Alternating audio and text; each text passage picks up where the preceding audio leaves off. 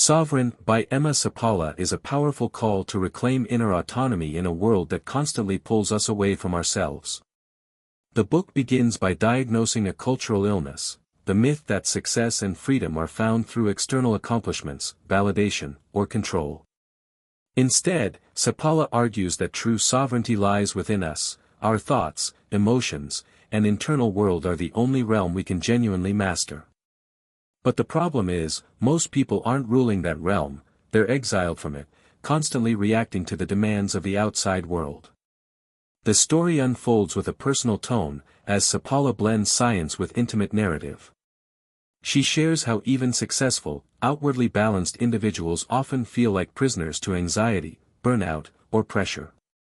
Drawing from her own experiences, she recounts a time when, despite professional achievements, she felt emotionally depleted. That disconnection led her to explore the concept of internal freedom. What it means to live in alignment with one's values, desires, and calm center, even in the chaos of life. As the book progresses, she introduces the concept of self-sovereignty, a term she uses to describe the ability to respond to life rather than react. She highlights how people lose their sovereignty by being driven by their triggers, conditioned beliefs, and need for approval. Seppälä uses compelling storytelling, often drawing on case studies from her work with veterans, students, and leaders, to show how even the strongest people become unfree when they live without self-awareness.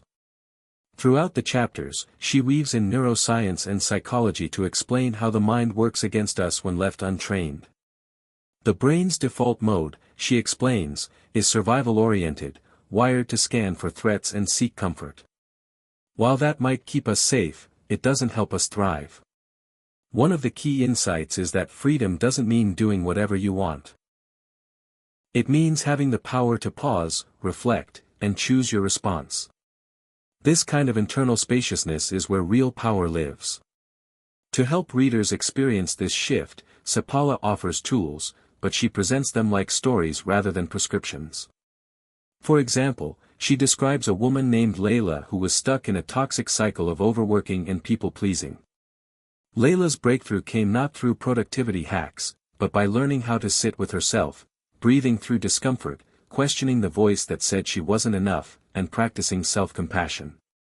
Through Layla's journey, readers see how independence begins not with saying no to others, but with saying yes to oneself. Another standout narrative is about a combat veteran suffering from PTSD, who couldn't control his rage. Therapy hadn't helped him much until he began practicing breathwork and mindfulness, which Seppälä introduced.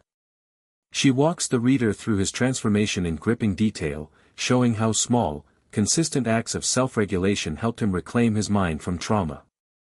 The message is clear: we are not our pasts, not our patterns. We can rewire our responses and reclaim sovereignty at any age. Seppälä is especially skilled at challenging conventional wisdom without sounding preachy. In one chapter, she questions the modern obsession with hustle and grind, telling the story of a high-performing executive who was secretly miserable.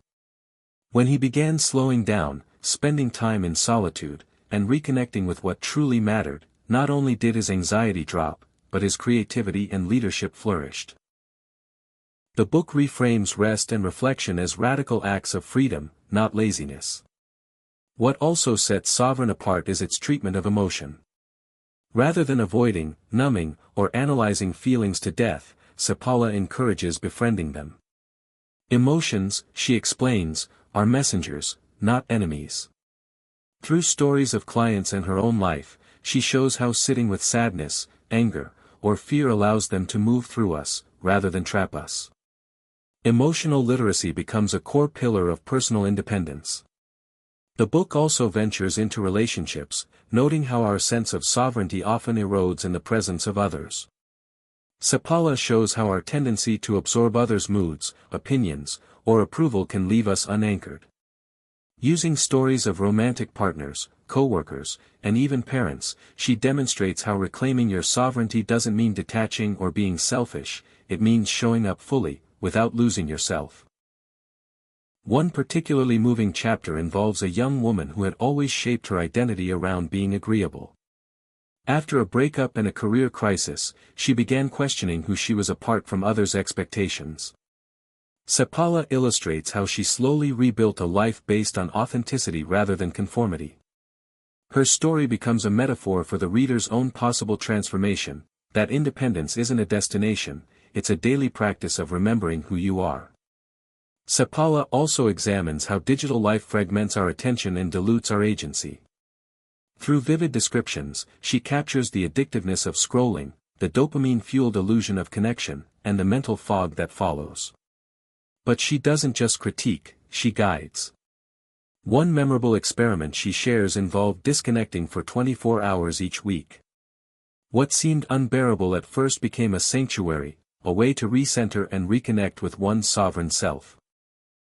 In later chapters, the book explores how sovereignty connects to purpose. Seppälä argues that when you're no longer bound by fear, people-pleasing, or distraction, you can hear your inner calling more clearly. She shares how her own path shifted once she stopped living according to shoulds and began trusting her inner compass. Her journey, from stressed academic to grounded writer and speaker, serves as a living example of the principles she teaches. The narrative never becomes idealistic. Seppälä acknowledges the pain of change.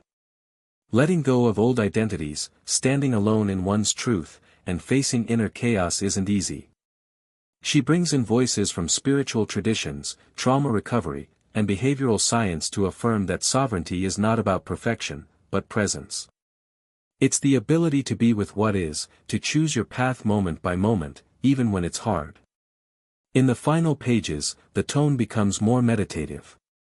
Seppälä invites the reader to sit with their own inner world. To notice how often they give their power away, and what it would mean to take it back. She doesn't offer a checklist, but a quiet challenge, to live each day more awake, more anchored, more in touch with the self that cannot be taken, swayed, or sold. Sovereign isn't a manual. It's more like a mirror, reflecting back the parts of you that have longed for peace, autonomy, and truth. Through its rich storytelling and gentle authority, it becomes both a guide and a companion on the journey home to yourself. You don't finish the book with steps to follow, you finish it with questions burning and a quiet, growing sense of power that was always yours to begin with.